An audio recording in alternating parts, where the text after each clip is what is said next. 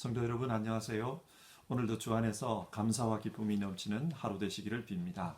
그러면 사도신경으로 신앙을 고백하며 4월 30일 아침 예배를 하나님께 드리겠습니다. 나는 전능하신 아버지 하나님 천지의 창조주를 믿습니다. 나는 그의 유일하신 아들 우리 주 예수 그리스도를 믿습니다. 그는 성령으로 잉태되어 동정녀 마리아에게서 나시고 본디오 빌라도에게 고난을 받아 십자가에 못 박혀 죽으시고 장사된 지 사흘 만에 죽은 자 가운데서 다시 살아나셨으며 하늘에 오르시어 전능하신 아버지 하나님 우편에 앉아 계시다가 거기로부터 살아있는 자와 죽은 자를 심판하러 오십니다. 나는 성령을 믿으며 거룩한 공교회와 성도의 교제와 죄를 용서받는 것과 몸의 부활과 영생을 믿습니다. 아멘. 찬송가 425장 1절을 부르겠습니다. 425장 옛날 찬송가 217장입니다.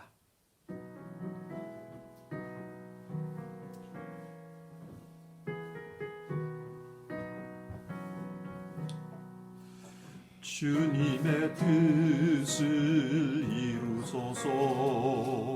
고요한 중에 기다리니 진흙과 같은 날 빚으사 주님의 형상 만드소서.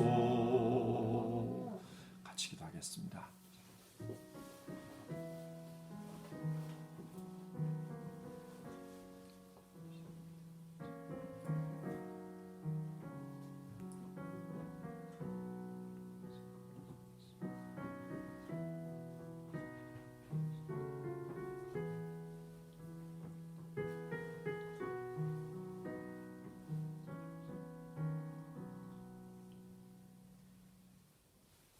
하나님, 오늘도 새로운 하루를 허락해 주시고 하나님 앞에 예배하면서 하루의 삶을 시작하게 해주셔서 감사를 드립니다.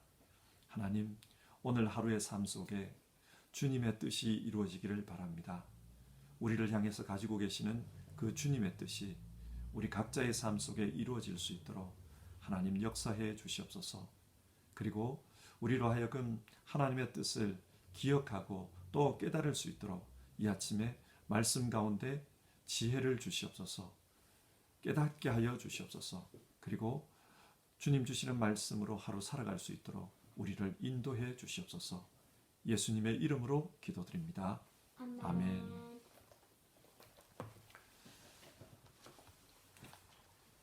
오늘 아침에 읽으실 하나님의 말씀은 역대상 15장 1절부터 해서 15절까지의 말씀입니다. 구약성경 633페이지에 있는 역대상 15장 1절에서 15절까지입니다. 한 절씩 교독해서 읽겠습니다. 1절입니다.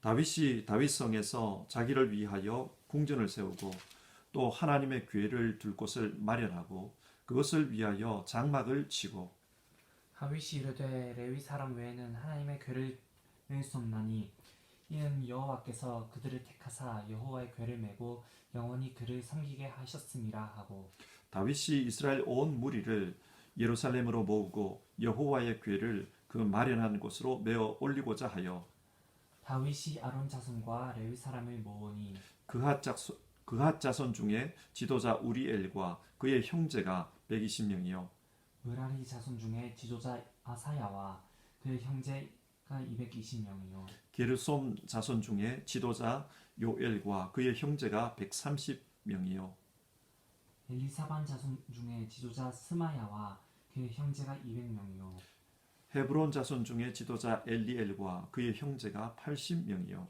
우시의 자손 중에 지도자 암미다답과 그의 형제가 112명이라 다윗이 제사장 사독과 아비아달을 부르고 또 레위 사람 우리엘과 아사야와 요엘과 스마야와 엘리엘과 암미나답을 불러 그들에게 이르되 너희는 레위 사람의 지도자이니 너희와 너희 형제는 몸을 성결하게 하고 내가 마련한 곳으로 이스라엘의 하나님 여호와의 궤를 메어 올리라.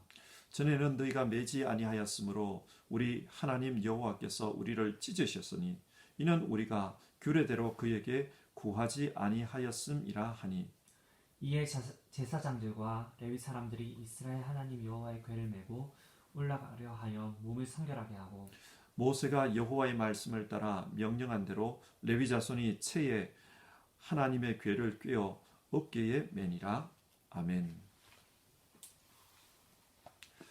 오늘 본문은 다윗이 언약궤를 예루살렘으로 옮겨오기 위해 준비하는 내용입니다. 역대상 13장에서 다윗은 언약궤를 옮겨오다 큰 사고를 겪었습니다. 언약궤를 운반하던 우사가 죽은 것입니다. 성경은 그 장면을 구체적으로 묘사합니다. 역대상 13장 10절은요. 그 죽음을 여호와께서 진노하사 치심에 그렇게 표현했습니다. 여기서 치다라는 단어는 히브리어 나카인데요. 이 단어는 사람을 때려서 죽이는 것을 의미합니다. 예를 들어 출애굽기에서 모세가 이집트 사람을 때려서 죽였습니다. 이것이 나카입니다. 하나님께서 우사를 그렇게 죽인 겁니다. 여기서 우리는 그 당시 하나님의 분노가 얼마나 크셨는지를 알 수 있습니다. 그리고 13장 11절에서는 이 장면을 여호와께서 우사의 몸을 찢으셨으므로 그렇게 표현합니다. 그의 죽음을 찢었다라는 단어를 통해 표현하는데요. 여기서 찢다라는 말은 파라츠인데 바위를 깨고 구멍을 뚫다, 산산조각을 내다 그런 뜻입니다. 그러니까 우사가 끔찍한 모습으로 죽은 것을 알 수 있습니다. 이런 모습을 본 후 다윗은 두려웠습니다. 왜 이렇게 하나님께서 진노하실까? 스스로 묻지 않을 수 없었습니다. 그렇게 석 달이라는 기간이 지나갔습니다. 이 석 달 동안 다윗은 어떤 마음으로 보냈겠습니까? 정말 두렵고 떨리는 마음으로 그렇게 삶을 살았을 것입니다. 그런데 하나님은 그런 다윗에게 많은 복을 또 내려주십니다. 그것이 역대상 14장의 내용입니다. 어쩌면 이 당시 다윗은 냉탕과 온탕을 왔다 갔다 그렇게 경험하고 있는 것입니다. 여러분, 하나님께서 왜 이렇게 대하실까요? 신앙에서는 균형이 중요합니다. 예를 들어 어떤 사람은 하나님을 사랑의 하나님으로만 생각합니다. 하나님은 무한정 사랑을 베풀어 주시는 분이다. 그렇게 믿습니다. 옳습니다. 그런데 그렇게 하다 보면 하나님에 대한 두려움이 없어요. 성경을 보면 하나님은 동시에 공의의 하나님이시기도 합니다. 죄에 대하여 예수님을 십자가에서 찢으실 정도로 분노하시는 하나님이십니다. 여러분, 신앙이 성숙한다는 것이 무엇일까요? 하나님에 대해 사랑과 공의, 균형 잡힌 신앙을 가지는 것입니다. 어쩌면 다윗은 베레스 우사 사건이 있기 전까지는 자신을 도와주시는 하나님, 불쌍히 여기시는 하나님, 위로해 주시는 하나님, 사랑이 많으신 하나님, 그런 하나님으로 알았을 것입니다. 그러나 언약궤를 운반하는 과정에서 진노하시는 하나님을 알게 되었습니다. 그래서 다윗은 하나님을 어떻게 신앙해야 하는지 이 사건을 통해 그것을 깨닫게 되었습니다. 어떻게 신앙해야 합니까? 오늘 본문을 통해 함께 살펴보겠습니다. 먼저 오늘 본문 1절에서 3절은 언약궤를 운반하기 위한 사전 준비 작업에 대해서 기록하고 있습니다. 다윗은 어떤 것을 준비했습니까? 1절인데요. 하나님의 궤를 둘 곳을 마련하고 그것을 위하여 장막을 치고 하나님의 언약궤를 안치할 곳을 준비했다고 합니다. 그리고 다윗은 레위인들을 불러 모았습니다. 2절인데요. 다윗이 이르되 레위 사람 외에는 하나님의 궤를 맬 수 없나니 이는 여호와께서 그들을 택하사 여호와의 궤를 메고 영원히 그를 섬기게 하셨음이라 하고, 하나님께서 모세의 율법을 통해 언약궤와 관련하여 규례들을 자세하게 말씀해 주셨습니다. 이 언약궤를 맬 수 있는 사람은 오직 레위인들 뿐입니다. 왜 레위인들만 언약궤를 맬 수 있나? 오늘 성경에서는 여호와께서 그들을 택하사 그렇게 말씀합니다. 여기서 택하사라는 말은 하나님께서 선택하셨다, 하나님께서 결정하셨다 그런 뜻입니다. 따라서 우리가 뭐라고 말할 수 없습니다. 하나님께서는 자신을 섬길 사람을 스스로 선택하셨습니다. 민수기 16장과 17장을 보면 고라당의 반역 사건이 기록되어 있습니다. 고라가 왜 반역을 했는가? 고라는 레위인이었습니다. 그런데 아론의 자손들만 제사장을 하는 것을 보면서 문제 제기가 되었어요. 왜 아론의 후손만 제사장을 할 수 있느냐? 우리도 레위인인데 우리는 왜 할 수 없느냐? 그것을 문제 삼았습니다. 그때 하나님은 이 고라와 함께하는 무리들, 고라당을 심판하셨습니다. 지진이 난 것 같아요. 땅이 입을 벌려서 그 무리를 삼켰다고 합니다. 그리고 하나님께서 제사장으로 섬길 수 있는 사람으로 누구를 선택하셨는지를 지팡이를 통해서 보여주십니다. 12지파의 지도자들의 지팡이를 가져와서 하나님의 언약궤 앞에 두라는 겁니다. 그러면 하나님께서 그 지팡이에게 하나님의 뜻을 표시할 것이다. 그렇게 두었더니 아론의 지팡이에만 꽃이 피고 열매가 맺혔다는 겁니다. 이를 통해서 하나님은 아론을 제사장으로 선택하셨다는 것을 보여주셨습니다. 무슨 말입니까? 하나님은 자신을 섬길 사람을 스스로 선택하십니다. 우리가 뭐라고 말할 수 없습니다. 이처럼 하나님의 언약궤, 그 언약궤를 운반하는 일은 레위인들에게 맡겨진 사명이었습니다. 하나님이 그렇게 정하신 겁니다. 그래서 다윗은 그 레위인을 불러 모읍니다. 그리고 오늘 본문 4절에서 10절은 그 당시에 선택되었던 레위인들의 이름이 기록되어 있습니다. 자, 레위인들을 준비했습니다. 그리고 또 다윗은 무엇을 준비했습니까? 3절인데요. 이스라엘의 온 무리를 예루살렘으로 불러 모았습니다. 왜 온 무리를 불러 모았느냐 하면은요. 언약궤를 옮기는 일이 다윗 개인의 일이 아니라는 겁니다. 이 일은 이스라엘 전체의 일이라는 것을 각인시키기 위해서 모든 사람들을 불러 모았습니다. 언약궤가 무엇입니까? 언약궤는 하나님의 임재의 상징입니다. 따라서 이 언약궤가 이스라엘의 수도인 예루살렘에 온다는 것은 하나님께서 자신들의 중심에 임하신다. 그것을 의미합니다. 다윗은 하나님께서 우리 가운데 임재하신다. 그것을 알리기 위해서 모든 사람을 예루살렘으로 불러 모은 것입니다. 자, 이렇게 준비를 한 후에 다윗은 제사장과 레위인들에게 특별한 지시를 내립니다. 그것이 무엇입니까? 12절과 13절을 봅시다. 그들에게 이르되 너희는 레위 사람의 지도자이니 너희와 너희 형제는 몸을 성결하게 하고 내가 마련하는 곳으로 이스라엘의 하나님 여호와의 궤를 메어 올리라. 전에는 너희가 매지 아니하였으므로 우리 하나님 여호와께서 우리를 찢으셨으니 이는 우리가 규례대로 그에게 구하지 아니하였음이라 하니. 여러분, 다윗은 베레스 우사 사건이 왜 일어났다고 말하고 있습니까? 하나님의 규례대로 하지 않았기 때문이다. 그렇게 말합니다. 하나님의 규례대로라면 레위 사람들이 언약궤에 장대를 꿰어서 어깨에 메고 운반해야 했습니다. 하지만 수레에 실어서 언약궤를 옮기려고 했습니다. 규례대로 하지 않았다는 거예요. 그래서 하나님이 찢으셨다는 것입니다.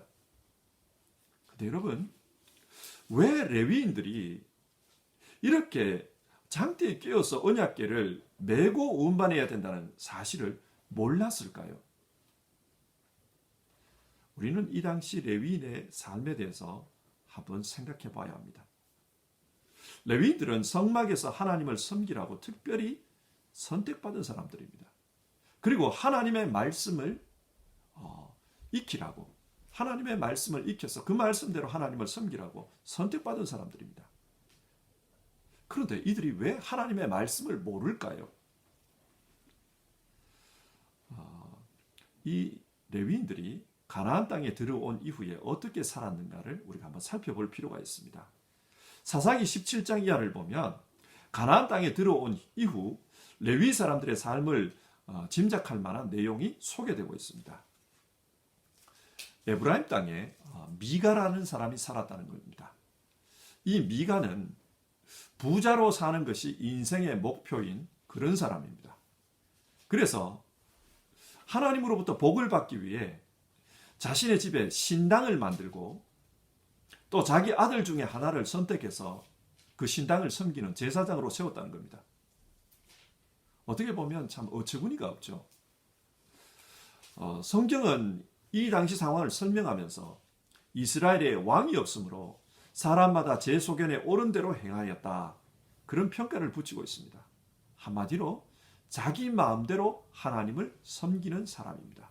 그래서 신당을 만들고 그 신당에 에봇을 갖다 놓고 레위인도 아닌 자기 아들이 그것을 섬기면은 하나님 복 주실 거다, 그렇게 생각한 겁니다. 자, 그런데 그때에 한 레위인이 이 마을에 찾아옵니다. 이 사람은 원래 베들레헴 지역에서 하나님을 섬기던 제사장이었는데 아마 생계가 힘들었던 것 같아요. 그래서 먹고 살기 위해서 에브라임 지역으로 이동을 했고, 그러다가 미가를 만나게 된 것입니다. 미가는 진짜 제사장이 나타나니까 이 사람에게 아주 좋은 조건을 제시합니다. 그래서 자신의 집에서 자기를 위해 제사장이 되어달라는 거예요. 그리고 하나님 앞에서 복을 빌어달라, 그렇게 했습니다.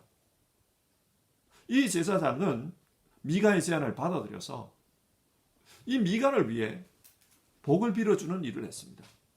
그러니까 하나님을 섬기는 제사장이 아니라 한 개인을 섬기는 그런 제사장이 되었던 겁니다. 왜 그랬을까요? 생계를 위해서 그랬다고 합니다. 자, 먹고 살기 위해서 하나님을 섬기는 일을 합니다. 이런 상황에서 하나님의 말씀, 특별히 하나님의 심판에 대한 말씀을 미가에게 전할 수 있었을까요? 없습니다. 그는 균형 잡힌 신앙을 미가에게 가르칠 수가 없었습니다. 자기의 생계가 달렸기 때문에 미가가 원하는 것, 미가가 기뻐하는 것, 그것만 말하고 그 일만 해야만 했습니다. 그래서 기복적인 신앙, 그 기복적인 신앙의 전도자가 되어서 그곳에서, 그 신당에서 제사를 드리고 있었습니다. 그러다가 단 지파 사람들이 찾아와요. 그 단 지파 사람들이 와서 하는 말이, 너는 한 집안의 제사장 말고 한 지파의 제사장이 되라, 그렇게 제안을 합니다. 그러면 더 많은 권력을 누릴 수 있지 않느냐. 듣고 보니 그 제안이 더 좋았습니다. 그래서 이 레위인은 단 지파 사람들을 따라가서 그곳에서 새긴 신상을 만들고 단 지파를 위해 제사했다. 성경은 그렇게 기록하고 있어요. 새긴 신상을 만들었다, 우상을 섬겼다는 뜻입니다. 그러니까 가나안 땅에 들어온 이후에 레위인들 중에는 하나님의 말씀대로 살지 않는 경우가 참 많았다는 이야기입니다. 생계를 위해 살다 보니까 사람들이 듣기 좋아하는 말, 사람들이 원하는 복만 빌어주는 일, 그런 일을 했다는 거예요. 그리고 그 행위가 비록 미신적이라는 것을 안다 할지라도 사람들이 좋아하면 그렇게 살았습니다. 그러면 그 이후에는 레위인들이 어떻게 살았을까요? 사무엘상 21장을 보면 노브 땅의 제사장 아히멜렉의 이야기가 나옵니다. 이 아히멜렉은 다윗을 도와주다가 사울 왕에게 죽임을 당합니다. 그런데 혼자 죽은 것이 아니라 에봇을 입은 자 85인과 그의 가족들이 다 죽었다고 합니다. 다윗을 도와주었다는 이유로 사울에게 박해를 당한 것입니다. 자, 이렇게 박해당하는 상황이라면 올바른 레위인들 제대로 하나님 말씀 가르치면서 살 수 있겠습니까? 둘 중에 하나예요. 순교하든지 아니면 사울의 입맛에 맞게 살아가든지 둘 중에 하나입니다. 순교하든지 아니면 사울이 없는 곳으로 숨든지 그렇지 않으면 사울의 입맛에 맞추면서 그렇게 신앙을 가르쳐야 합니다. 그러다 보니 하나님의 말씀대로 하나님의 규례대로 그렇게 살지를 못했습니다. 그것이 이어져서 다윗 시대의 베레스 우사 사건으로 나타나는 것입니다. 그래서 다윗이 하는 말이 이번에는 규례대로 해야 된다. 사람들이 원하는 대로 마음대로 그렇게 해서는 안 되고 정말 성경에 기록된 대로 규례대로 해야 한다. 그것을 말합니다. 하나님의 사람들은 하나님의 말씀대로 사는 것이 중요합니다. 말씀대로 살지 않으면 하나님께서 용납하지 않습니다. 예를 들어 아론의 아들 나답과 아비후를 한번 생각해 보십시다. 그들은 위임받은 첫 번째 제사장이었습니다. 그런데 첫 번째 제사를 드리다가 죽었습니다. 왜 그랬습니까? 하나님께서 명령하지 않은 다른 불로 분향하다가 죽었습니다. 우리는 이렇게 질문할 수 있어요. 다른 불로 좀 분향했다고 해서 그렇게 죽일 필요까지는 없지 않습니까?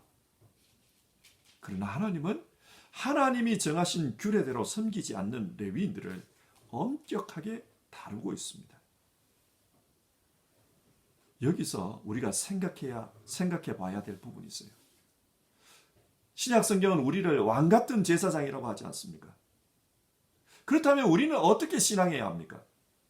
많은 현대인들이 하나님을 십자가에서 우리를 위해 죽으신 사랑의 하나님으로 믿습니다. 맞는 말이에요.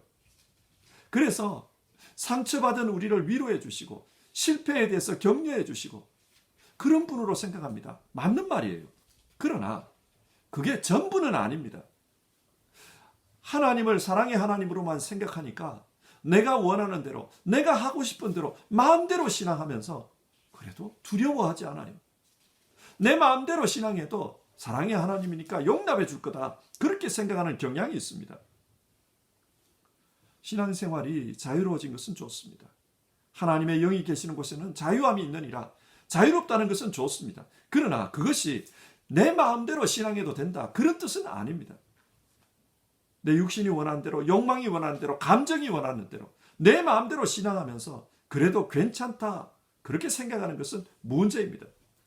지금 성경은 하나님 말씀대로 신앙하는 것, 그것의 중요성에 대해서 이야기하고 있습니다. 그리고 또 다윗은 제사장과 레위인들에게 무엇을 말했습니까? 몸을 성결하게 하라고 합니다. 12절인데요. 너희와 너희 형제는 몸을 성결하게 하고 하나님의 일을 하기 전에 몸을 성결하게 하라고 합니다. 여기서 몸을 성결하게 한다는 것은 하나님을 섬기기에 합당한 모습을 갖춘다는 뜻입니다. 구약 성경을 보면 몸을 성결하게 하기 위해서 몸을 빨고 또 목욕을 하는 경우가 있습니다. 그리고 오늘 본문에도 나옵니다만 회개 역시 몸을 성결하게 하는 것입니다. 13절을 보면요. 다윗이 이런 말을 해요. 우리가 규례대로 그에게 구하지 아니하였습니다. 여기서 우리라는 단어를 사용합니다. 분명히 몸이 찢겨서 죽은 것은 우사였지만 다윗은 우리라는 단어를 사용합니다. 무슨 말입니까? 우리 모두가 잘못했다는 거예요. 다윗은 자기의 잘못을 인정합니다. 그 당시 내가 잘못된 마음가짐으로 잘못된 태도로 하나님을 신앙했다. 그래서 이런 우사 사건이 일어났다. 그걸 인정하는 겁니다. 이처럼 회개하는 건 역시 하나님 앞에 몸을 성결하게 하는 것입니다. 그런데 왜 몸을 성결하게 해야 합니까? 하나님께서 거룩하신 분이기 때문입니다. 내가 거룩하니 너희도 거룩하여라. 거룩하신 하나님을 가까이 하기 위해서는 우리가 거룩해야 합니다. 엘리 제사장의 두 아들 홈니와 비느하스는 이스라엘의 제사장이었지만 거룩하지 못했습니다.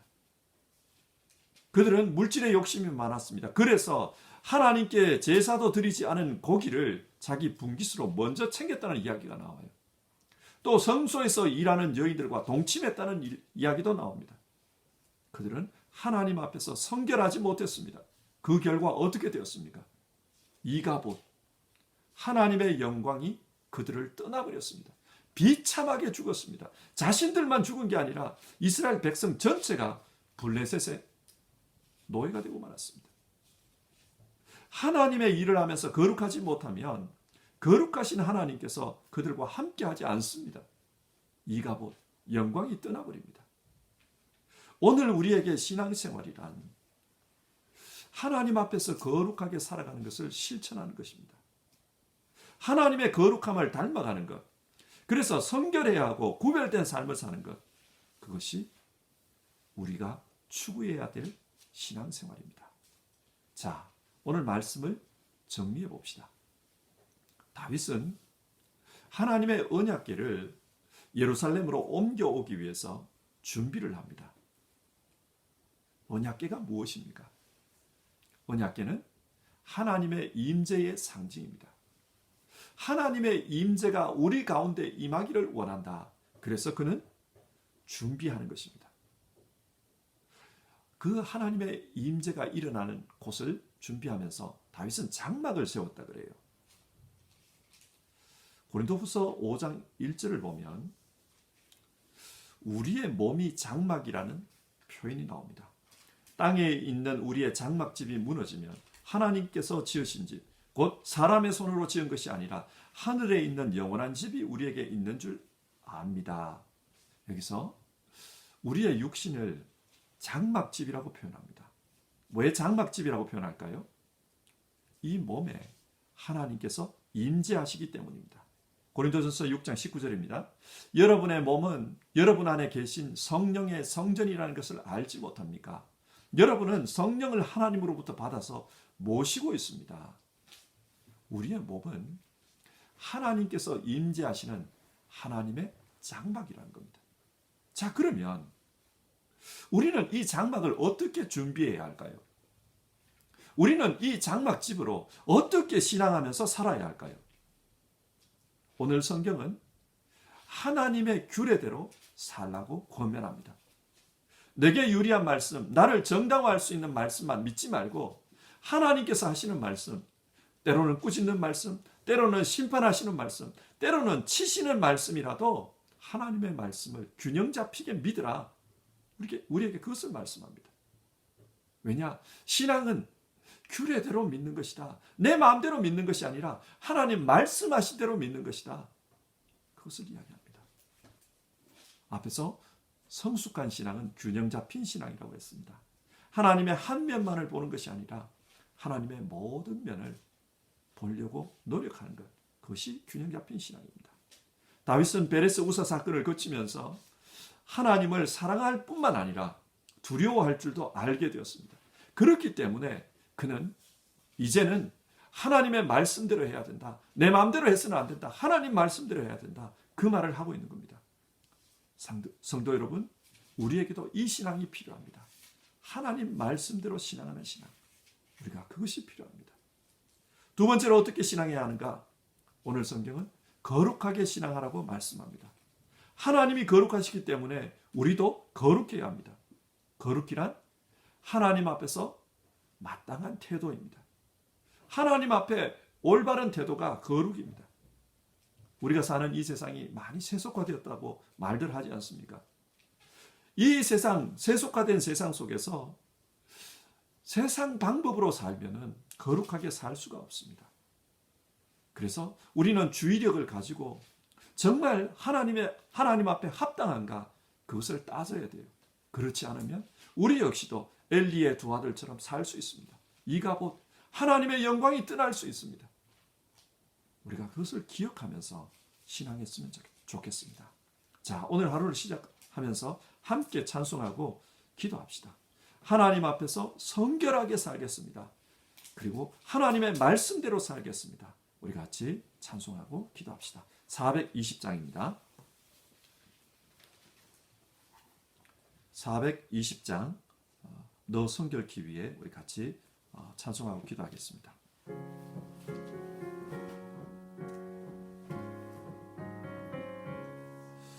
너 성결케 위해 늘 기도하며 너 주 안에 있어 늘 성경 보고 온 형제들 함께 늘 사귀면서 일하기 전마다 너 기도하라. 자, 우리 같이 기도해 봅시다. 오늘 본문은 우리에게 어떻게 신앙해야 하는가 그 문제를 말씀하고 있습니다. 균형 잡힌 신앙이 되어야 한다. 그러기 위해서는 하나님의 말씀대로 신앙하는 것이 중요하다. 기록된 말씀대로 신앙하는 것이 중요하다. 내게 유리하든 불리하든 그 하나님 말씀 붙들고 신앙해야 된다. 그렇게 교훈합니다. 여러분, 이 문제 가지고 우리 기도합시다. 주님, 내게 유리하든 불리하든 하나님 말씀대로 신앙하는 신앙생활 되기를 원합니다. 우리 그렇게 기도합시다. 그리고 하나님 앞에 합당한 모습으로 신앙해야 합니다. 거룩하게 살면서 신앙해야 합니다. 그래서 기도합시다. 주님 앞에서 성결한 삶, 거룩한 삶 될 수 있기를 바랍니다. 주님 우리를 도와주시옵소서. 매 순간 하나님 말씀 붙들고 또 하나님 앞에 기도하며 그리고 결단하며 거룩한 삶 살게 하옵소서. 우리 같이 기도합시다.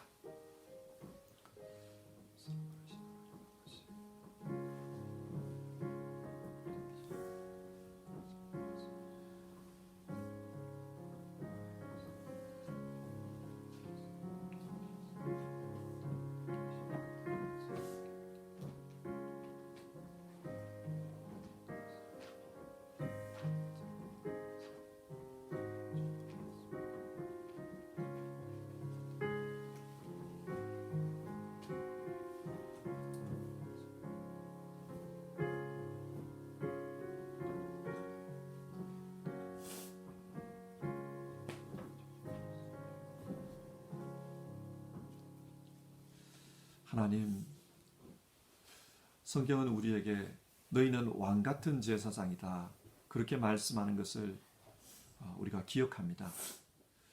이 시대에는 우리 모두가 하나님 앞에서 제사장임을 압니다.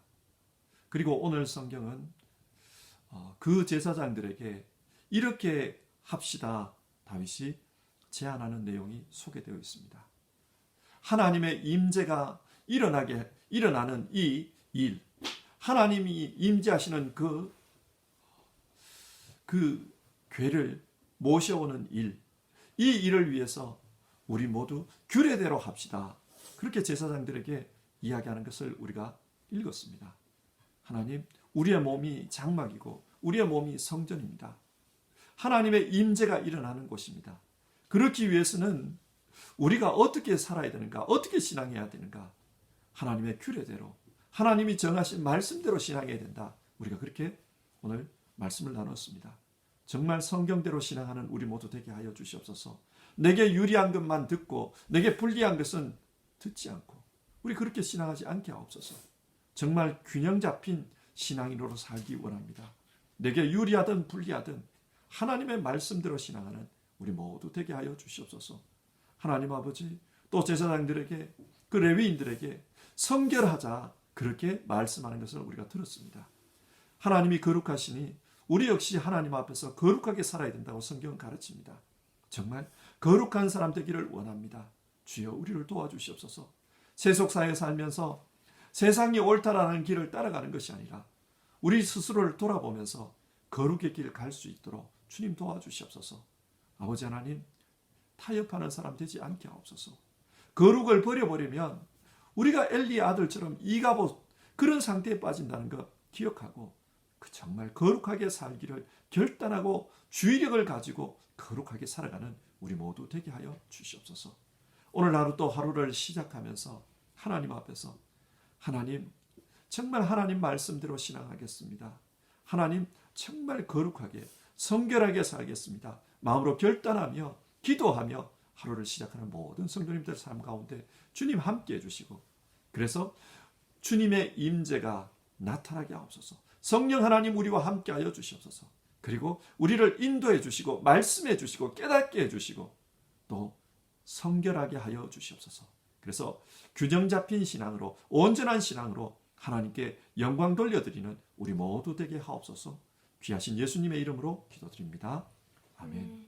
하늘에 계신 우리 아버지, 아버지의 이름을 거룩하게 하시며 아버지의 나라가 오게 하시며 아버지의 뜻이 하늘에서와 같이 땅에서도 이루어지게 하소서. 오늘 우리에게 일용할 양식을 주시고 우리가 우리에게 잘못한 사람을 용서하여 준 것 같이 우리 죄를 용서하여 주시고 우리를 시험에 빠지지 않게 하시고 악에서 구하소서. 나라와 권능과 영광이 영원히 아버지의 것입니다. 아멘.